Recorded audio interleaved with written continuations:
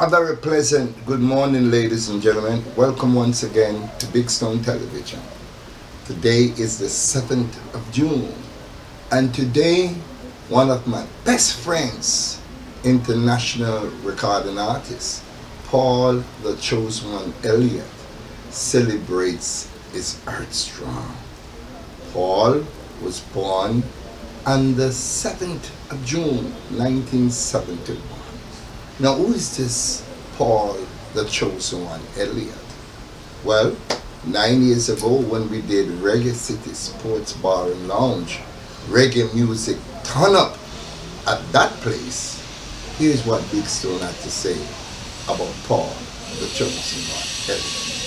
Take a listen. Now, this final award for tonight goes to Mr. Paul Elliott, the Chosen One. Mr. Elliott, could you come on stage, please? Here, when we thought of this great, magnificent award for Paul the Chosen One Elliott, spanning 35 years, we said we wanted the ICE Office of Culture to make that presentation. We made several calls to another individual, and he was taken up. He couldn't make it. And we make another call to Miss Oliver Babsy Grange, and of course she sent this lady, Nadine Sutherland. Could you come on stage, please? Queen Nadine Sutherland. Nadine Sutherland. Now, there are a few artists whose career intrigues different generation. Nadine Sutherland is one such artist. An artist whose talents are respected and admired in all age groups. Her voice heralded as one of the best in reggae music. Her stage performance and hits captivating and breaking boundaries. Her wide range of fans waiting to see what is next from this diva who constantly reinvents herself. She's here as a representative to Miss Olivia Babsy Grange, who's a Jamaican politician. She served as Member of Parliament for St. Catherine Central since 1997 and as Jamaica Minister of Sports, Youth and Culture for the duration of the Jamaica Labour Party from 2007 to 2011. Mr. Racy Matthews, where's that award? But before we make that presentation, I just want you all to bear with me. This autobiography would bring me to tears, so we recorded it for you. Mr. Selector, Miss Nadine, could you just be with us for a couple of minutes? Mr. Selector, and I want silence. Mr. Selector, could you start that again from the top? The autobiography of Paul Elliott, the Chosen One. Paul Elliott was born and raised in the West Kingston district of Waterhouse, a ghetto area rich in musical tradition, but where everyday way of life is a constant struggle against poverty and the threat of violence. He and his family was spared neither. His mother was left to fend for a family of 10 children alone, and unsurprisingly, he grew up amid considerable hardship during these early years. You can still hear the sufferation and frustration in his voice today. It is a sound wrested from the intensity of experiencing life on the front line, but his songs are warmed by love and compassion, even whilst championing the poor and underprivileged against an increasing unjust system. Although Dennis Brown is the singer he's most compared to, Paul's favorite artist is Arthur Pank, who himself lived in Waterhouse when younger. Other artists such as Johnny Clark, Johnny Osborne, and Dennis Brown would often stop and visited his elder brothers, and the sweet melodies of Black Uhuru rehearsing right next door to the family home. As a result, Paul was raised in the roots of reggae tradition and took the name Culture Paul when recording. His debut Easter Sunday Morning single at the age of 9 for US producer Ja Life, followed by his second single Minivan Man, was released by Music House Production in the UK. With producer and sound system owner Prince, later King Jammy, based only a stone throw away and nearby St. Lucia Road. It was inevitable that the promising youngster should center his activities there. And whilst it's not unusual for Jamaican artists to record at such a tender age, once the initial excitement has faded, few receive much help or encouragement in furthering their careers. From here on, Culture Paul's apprenticeship began in earnest, as he was forced to compete with established names for the chance to shine. A task made especially difficult, as Jammy was soon to become Jamaica's leading producer, and could pick up the island's top acts whenever recording or taking his champion set on the road. Meanwhile, Paul and his family retained close ties with the local community and continued to welcome the likes of Admiral Bailey, Shabba Ranks, Shaka Demus, and Lieutenant Stitchie into their home before introducing them to the Jammies camp. This pattern was to repeat itself over the next few years as Paul took a more crucial role in the studio's promotional activity. Although apart from tracks such as Brutalize the Sound Boy and the Ja Life Slim Belly Man LP, his own release remained few and far between. It was frustration at not getting adequate opportunities to record that eventually led him to cross over the gully into neighboring Marvelly and try his luck with Black Scorpio instead. There were, however, important differences this time around. By now, Paul was fully capable of producing his own work and made a deal whereby he could issue his records on Scorpion's label, even while financing and arranging the session himself. Yet, just as the promise of a fresh start looked imminent, tragedy struck his family twice in succession. First, two of his brothers were shot and killed, and then 2 years later, the same neighborhood gunman brutally murdered his mother. With the heart of his family ripped out and the unity that had bound together its members destroyed, music was his only release. It was at this point that he embarked upon a series of releases that would at last establish his reputation and, in his own words, make the killers feel the vibration of the music.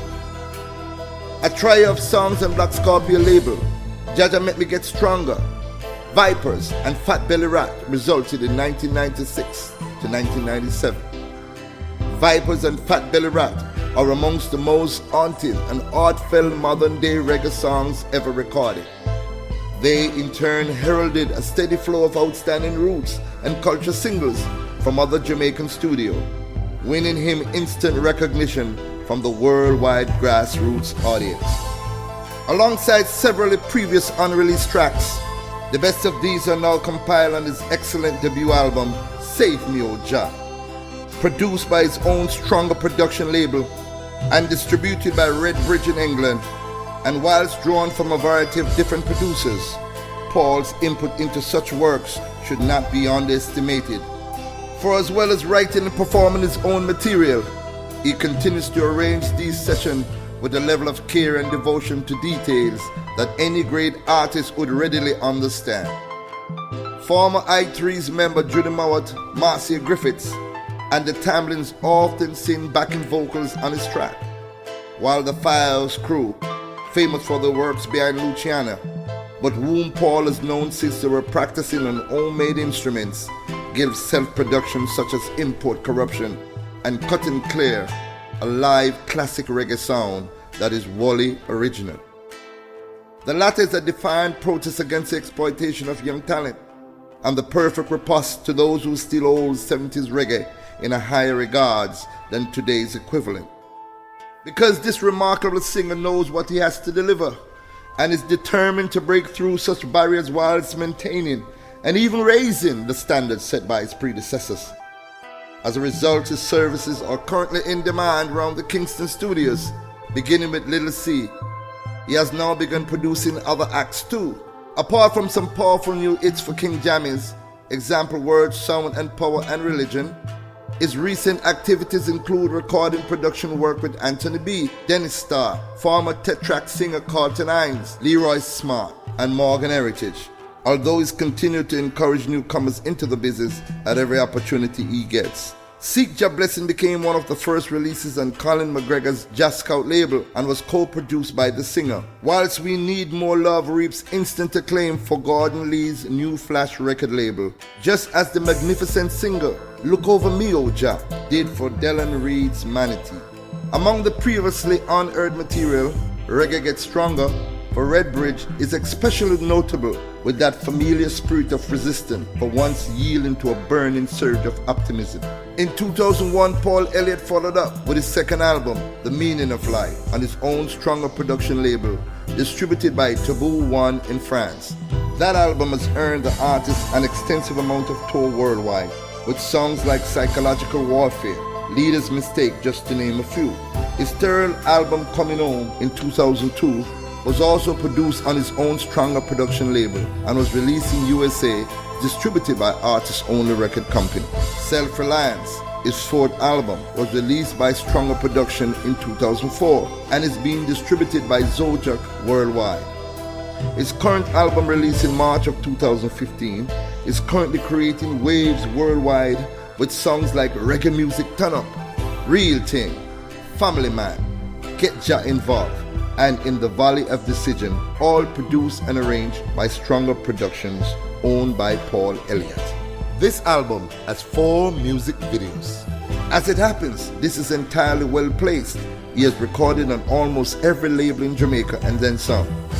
Paul Elliott has survived and triumphed over all unimaginable tribulation to reach where he is today. Like a phoenix from the flames, his career has risen against all odds. He is a Rastaman inspired by truth and righteousness, and who sings from deep within his heart to a universal audience, whatever the subject is at hand. He is also aware that in order to uplift others, any cultural messenger of repute has to live according to what they preach, for enough of them are blaspheme. In this respect, he can truly claim that I and I are the new Bible. I and I is the new Moses and the Solomon. I and I are the new Psalms, in reference to the work performed by himself and other new root singers from Jamaica. Paul Elliott's unshakable faith in Jah really did save him, and for this we can all be grateful. He is now known world over as Paul the Chosen One Elliott, as read by Claude Bigstone Sinclair.